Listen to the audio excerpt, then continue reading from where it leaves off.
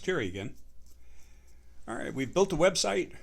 You've learned about content, keywords, long-tail keywords, page ranking, linking to other businesses.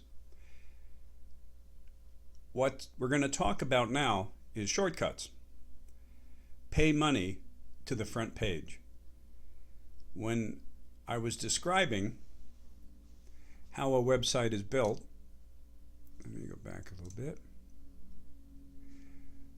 This ad, and there we go. These are paid ads. These are, begins with an O, organic, right?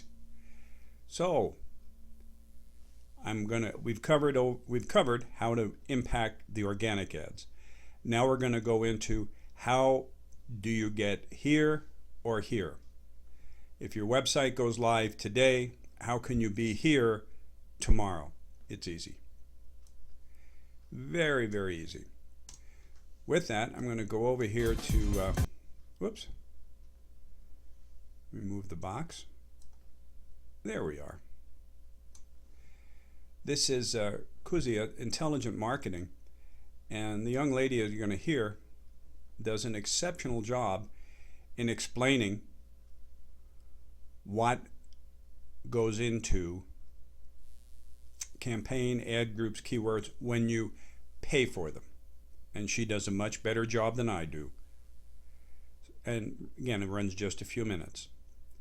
So here you go. You're about ready to become an expert on how to invest in Google and make money appear in your bank account. Here you go. Bars within that one ad group, that ad text is never going to marry up to all of those keywords, and it's never going to be relevant. Moving on from keywords and ad text, so that's all what we've covered so far. The next thing I want to talk about is your negative keywords, which are missed on so many occasions by lots of different campaigns that we've seen. So you've got your negative keywords. These are keywords that should basically counteract anything that you don't want your ads to show for. So there's going to be a lot of people online that might be searching for free chocolate online, free Twizzlers online. Putting free as a negative keyword into your ads, into your campaign level keywords, is going to stop any ads appearing if anyone's searching for anything with the phrase free within it.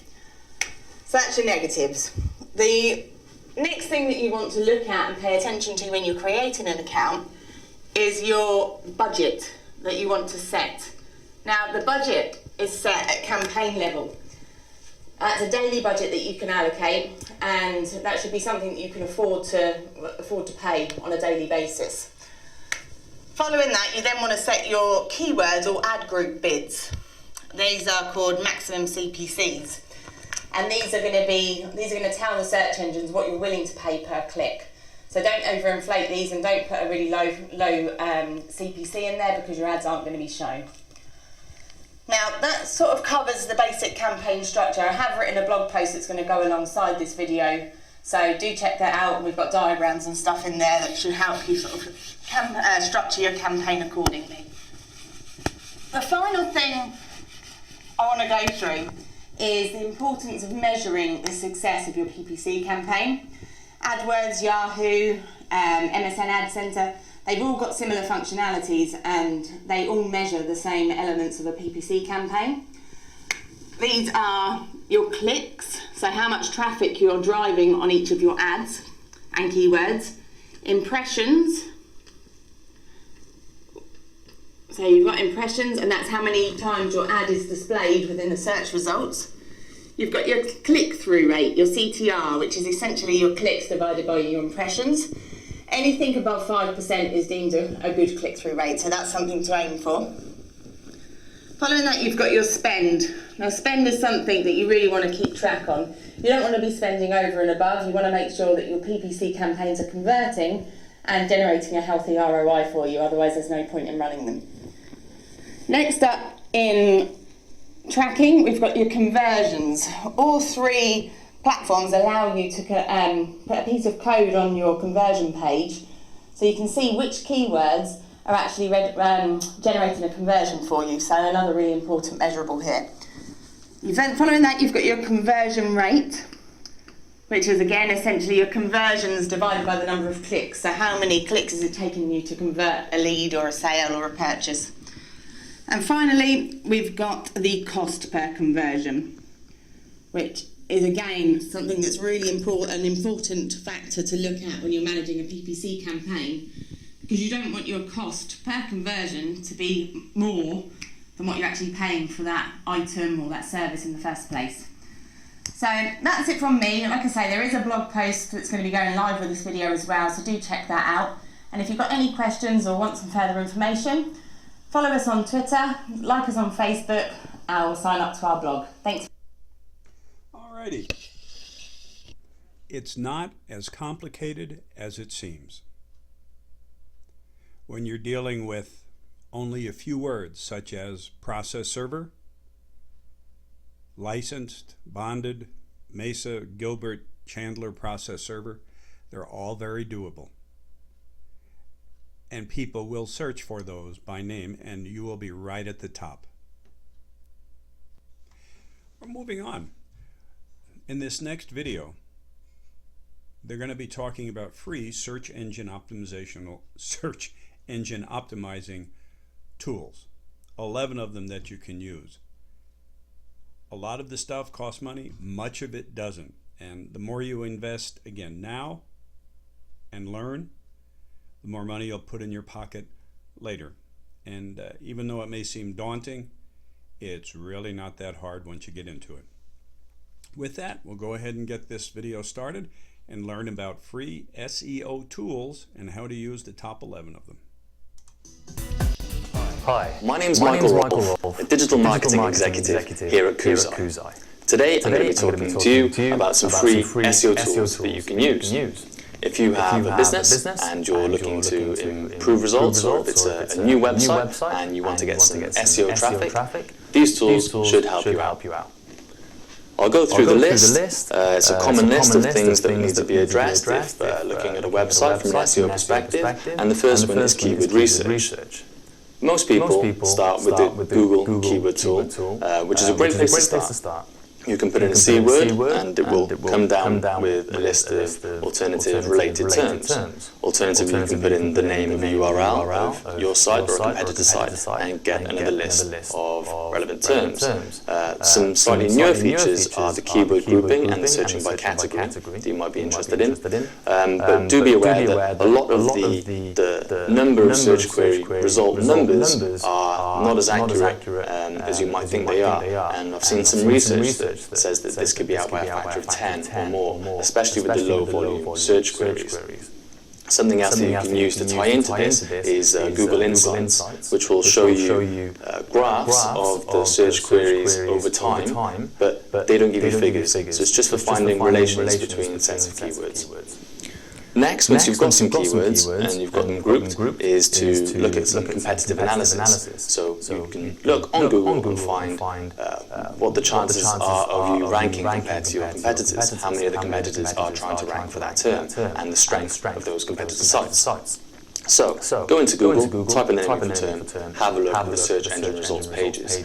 Are they large sites with hundreds of thousands of pages that it may be difficult to compete against? Or are they small niche blogs and you think that you might be able to outrank them? That's always a good common sense place to start. Then you can put the term in quotes and have a look at the number of competing pages, and it'll give you an idea of the size of the market for the sites that are competing on that term. Then you can type all in anchor, colon, and then your search term, and you can find the amount of people, the amount of links that are linking back for this term, so you can find out if these sites are really focusing on link building campaigns to rank for these terms. And if you type in all in title, and then the search term, then you can see the number of sites that look like they might have some on-page SEO. They've optimized the title for that term, so they might, again, be serious competitors. A tool you can download for free is called Traffic Travis. There's a free and a paid version, so just stick with the free version, that's all you need, and that will give you a competitive analysis for if you type in a key term, it will show you the search engine result page in Google for your location, and then it will show you the number of backlinks and the on-page optimization for that site as well. So check that one out. Next up, once you've got this, is to buy a domain. If you can, try and buy a domain with the key term that you're trying to target in the domain. It is a ranking factor, although it is less a ranking factor than it used to be. Tool you can use for that is called Domain Samurai. Next up is creating the website itself. There are lots of free CMSs and website designs and so on. One that I personally like is WordPress. It's very popular and for a good reason. Whether you're new or quite advanced, there's usually something on WordPress there for everybody, including a lot of free themes, so you can customize the look and feel of the site, as well as free plugins, so you can change the way the site works and the functionality that it can offer. One thing I would recommend is always keep the plugins and WordPress itself as up to date as possible, because there may be some hackers who can take over your site, put in backlinks and ruin your rankings. Next up is content. The biggest tip I can give you about content tools is not to use them. The quickest way to get good content is just to write it first hand, unique, get it done, and then you don't need to worry about it. If you're using scraping and rewriting tools, then you'll often find that you need to learn how to use the programs, which takes a long time, and then the results don't come out the way that they should do, and then you have to go back and you have to fix them all, and that's arduous. And then after it's all done, Google and the other search engines get smarter, and they don't rank that content as highly as they would if you just did original content to begin with. So don't take shortcuts there. The quickest way is to write unique quality content. Next up are the graphics. For those of you who've used Photoshop before and you know it's a great tool but you can't afford it, there's a very similar version which is open source. It's called GIMP, G-I-M-P, and it's available at gimp.org. And if you don't know where all the buttons are because you used to Photoshop, just go onto YouTube, type in the tutorial for what you'd like, so banner making tutorial, buttons, logos and so on, and you'll be able to see someone actually doing it, and you can follow it step by step, and you can get really professional results in a small amount of time for free. Next up, on-page SEO. You can use some tools to check the on-page SEO is reflective for the keyword that you're trying to optimize for. Traffic Travis does this, as well as other tools such as WooRank. There's the URL there. Next up, ranking. I recommend QuteRank. There we go. You can only look at one domain at a time, but I think the keywords are limited and the results are accurate. Next up then is analytics. You really want to have a look at the analytics from your site so you can benchmark your performance and further optimize where people are spending the most time on the site, which sources are driving the most traffic to the site, and so on. Use Google Analytics. It's very easy to install and it's free. Site speed, check the site speed of your site at tools.pingdom.com. Again, it's free and it will give you tips on which images you can compress, which ones you can load in a different order or load from a different place in order to improve your site speed. Improving your site speed with all of the things being equal will rank you higher in the search engines vis-a-vis other sites. Finally then, for backlinks, look at Majestic SEO for a backlink report of your site or your competitor sites and see where they're getting backlinks from. However, there's a paid version with most of the great features for Majestic SEO. So for a free version, you can use that free version, or for a free alternative, you can use linkdiagnosis.com or Traffic Travis that we mentioned before, which will show you backlinks, the number of .edu, the number of .gov links, and you can then go to those sites, and if your competitors have links from these sites, you can probably try and get a link there as well. So it's a good place to do some link building research. Also, if you have a look at my previous post on how to find the hottest niches, then there's a search string that you can use, again, to find relevant places where you can post links back to your site. If there's anything else I can help you with, or for further information, please visit Kuzai.com. Alrighty, moving on. The one last piece of the SEO, search engine optimization puzzle, I'm going to talk about are backlinks right here. Very simple statement. A backlink is an incoming hyperlink from one web page to another website. Clear as mud, right? The more backlinks you have, pointing at your site, the more popular it will be. This shows you the growth of backlinks, and looking at it today, it's up here. What I'm going to do now is go to a couple of visuals to hopefully give you a little more clarity in the most simplistic format. This is your website. This would be another website. For example, if you join NAPS, National Association of Private Process Servers, or ASPA, Arizona State Process Service Association, or the Better Business Bureau, you're over here with your website. NAPS, ASPA, Better Business Bureau are here. You link to them. That's an outbound link. And since you're doing business, or they have acknowledged or invited you that they'll do business with you, they will link back to you.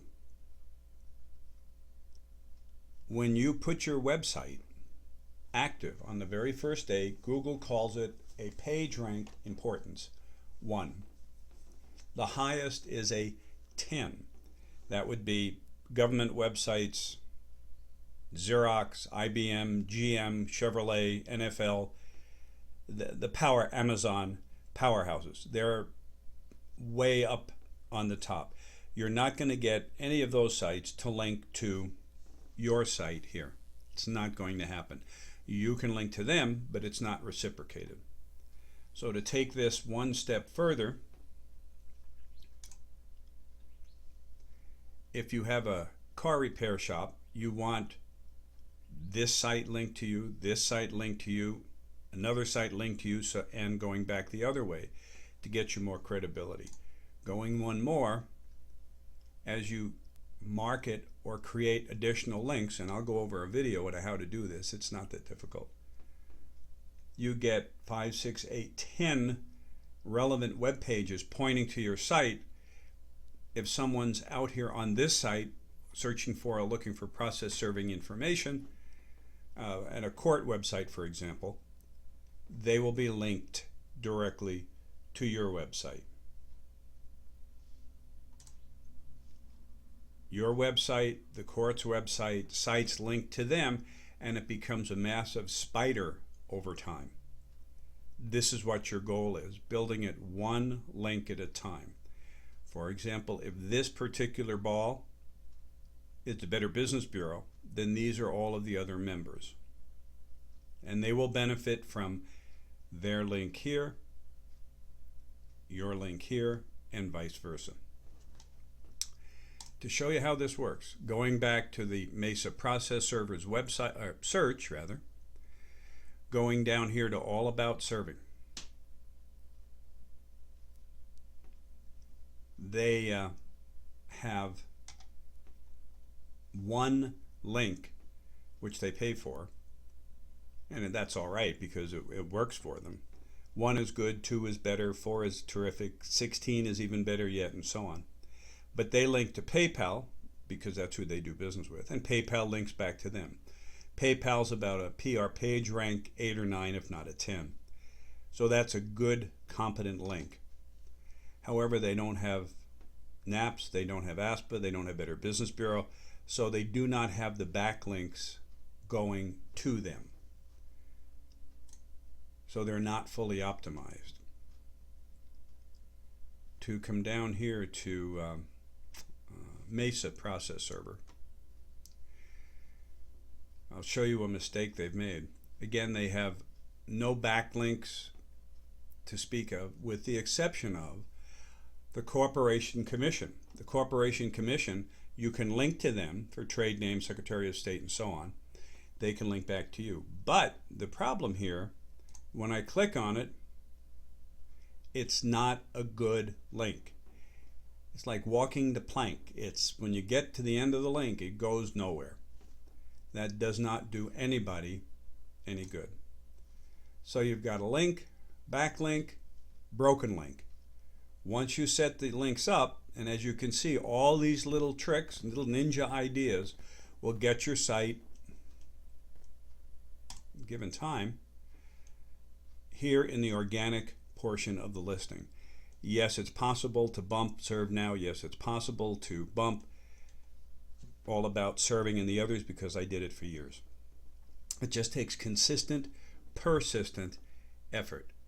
With that, I'm going to start a very short video that'll explain in depth what backlinks are, and that'll pretty much wrap it up, and I'll get some other ideas on the tail end. But just so long as you're aware of the concept of backlinks and the other SEO search engine optimization tools, if you pick out one or two of those and do one or two a week, in 5 or 6 weeks, you'll have a site better marketed with better ranking than 90% of your competition.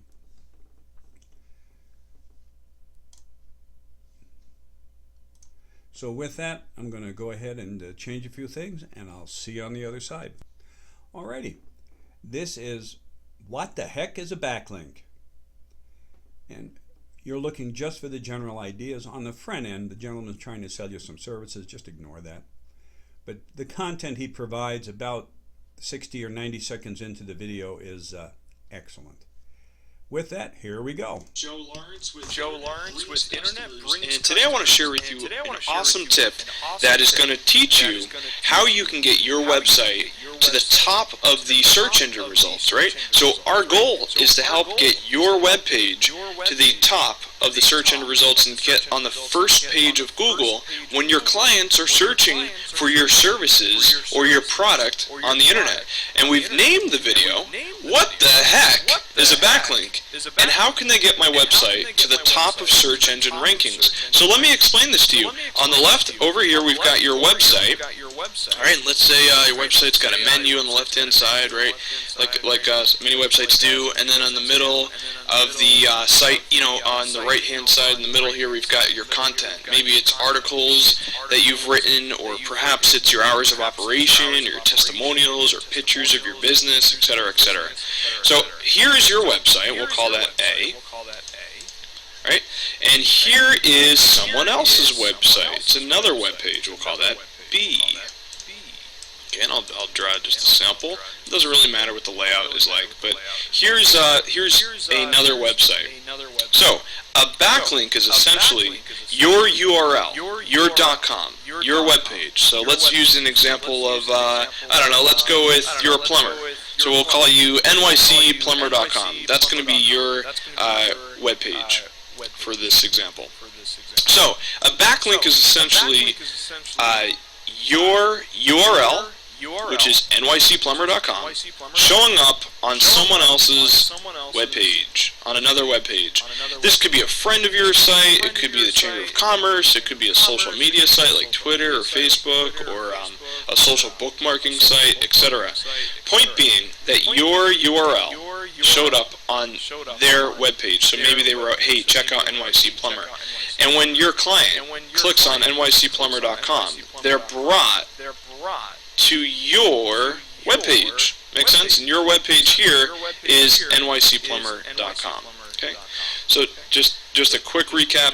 What is a backlink? Backlink is when your webpage URL, which is nycplumber.com, shows up on another page. Okay? And that's it. Now, what I want you to really understand here, and this is really the key of the video, is that Google is basically a popularity contest. And the more of these backlinks, that you have, the more other websites out there that are linking to your site, the more credibility that you're going to have with Google. And you want to have, you know, tons and tons of backlinks pointing to your website, because it's really going to increase the credibility of your site with Google and with Bing and with Yahoo, right? The three main search engines. And essentially it's like a popularity contest, guys. The more backlinks you have, the higher that your website is going to show up on search engine rankings. And I'll give you a quick sample. So we have you as a plumber right now, right? For this sample. So when I type in best NYC plumber, you know, I'm an ideal client, I'm looking for you on Google, and I type in best NYC plumber. Well, here's the results over here, right? This to get on the first page of Google, there's many steps you want to take, but one of the most important steps is that you need to have backlinks from other sites pointing to your URL. It's showing credibility, and like we mentioned, it's like a popularity contest. So all these sites on the first page of Google have a lot of backlinks built for them. And where can you get backlinks? You can get them from directories, maybe get your site listed on Chamber of Commerce or the Better Business Bureau, or you could hire us, for example. I'll talk to you about that in a second. We can build you backlinks, or you could do social media or social bookmarking, for example. I'll give you a quick tip, in less than a minute, how you can get a free backlink right now. Just go sign up for a company's website called Digg, D-I-G-G, Digg.com. So go to Digg.com, sign up for a free account, and it's essentially it's a social media bookmarking tool. All that means is that you can actually submit your URL to Digg, and then if people like it, they can dig it. You dig? So in order to get the backlink from Digg.com, it's free. It's one of the many resources that we hook you up with. You just sign up for an account and look how easy it is. Right at the top, you just click on Submit Link, and you're going to put nycplumber.com. You're going to put your URL where it says Submit Link. And now Digg, which is another website, is actually pointing to your website. That's a backlink. That's building credibility. So, I hope that makes sense for you and that you learned something from the video. If you'd like to have more free tips, just visit us on the web at www.internetbringscustomers.com. And if you'd like to have a consultation on how we can show you how to increase your web presence, I'm sure you can find them if you'd like to spend money and hire them, but that's not the purpose. So I'm just going to stop it here and get set up for a review of this video. Well, hopefully you're not doing as our friend Homer is, wishing that he had a couple of aspirin to get rid of his headache. If you try and swallow the concept and do all of SEO and blogs, not blogs, but SEO and backlinks, keywords, keyword analysis, remember each one of those areas is an expertise, is a skill area all unto itself. There are companies out there that will do nothing but backlinks, nothing but SEOs, nothing but social media marketing. And to get going and to get your business off the ground and to keep you up on the positive side of the earning money scales, or your business every month is in the black and not the red, where you're spending less than you're earning consistently, that's a good thing. You can do it yourself. You can utilize YouTube. You can go into some different forums and blogs, which I'll get into here in the next video. And always ask for help. If you need something done for you, remember Fiverr, F-I-V-E-R-R. And then here comes another ninja trick. Better write this one down. There's Tenerr, T-E-N-E-R-R, 25er. So you go from $5 to $10 to $25, and no, the work does not necessarily get better, but you have options. Please do check it out. Do not wind up like our friend Mr. Simpson here. Instead of that, I hope to leave you more like, whoops, time to move the little red bar. More like our friend right here. Keywords are done, anchor texts are done, that's your context, your copy rather. Backlink, sitemap, those are the 4 or 5, 6 pages. Your URL is your name, www. Joe's Process Serving Company, whatever you choose. So remember, go from Homer to this gentleman. Thank you very much. See you in the next video.